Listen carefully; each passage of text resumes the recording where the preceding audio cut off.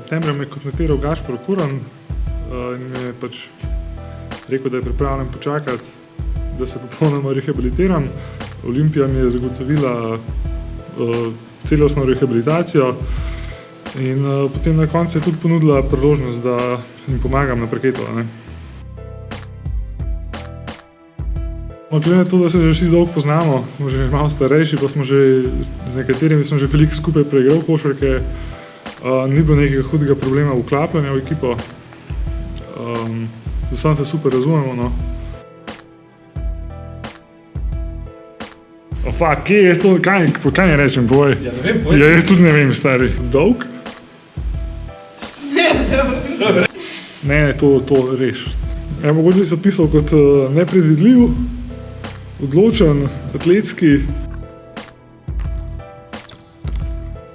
Predvsem ne na prvo žogo, rad premišljam stvari, prej jih naredim. Miren, komunikativen, ajde, 3 stvari.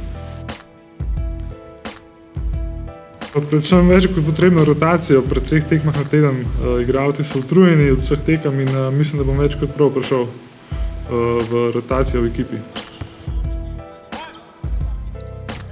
Predvsem pomaga klubu, osebni cilj zdaj, da saniram poškodbo do konca, da se koleno pripravi na naslednjo sezono predvsem. Rad bi še par let igral košarko, bilo bi zelo lepo, če bi lahko tukaj stal do konca kariere, no? Ker je to vsem klub mojega otroštva. Ne?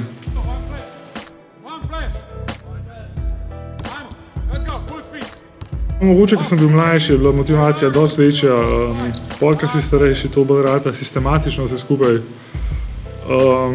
Ne vem, vse je to, ta klub malo institucija, no? Tako imaš še malo dodatno motivacijo igrati kot pred kakšnim Mariborom pa Krkama, ne? Eno brez drugega tukaj ne gre, ker se predvsem finančno košarka dopolnjuje z letalstvom, tako da težko izpostavim, kaj je tukaj, predvsem zato, ker brez košarke tudi leteti verjetno ne bi mogel, no. Ja, že oče je bil pilota, ne, pa se je to že od majhnega, ko sem začel z igračkami se igrati z aviončki pa tako naprej, ne. Predvsem računalniki, knjige, modelarstvo bi šlo. To je to. Še kaj? Ne smem vsega povedati, ker ni da mi kamera.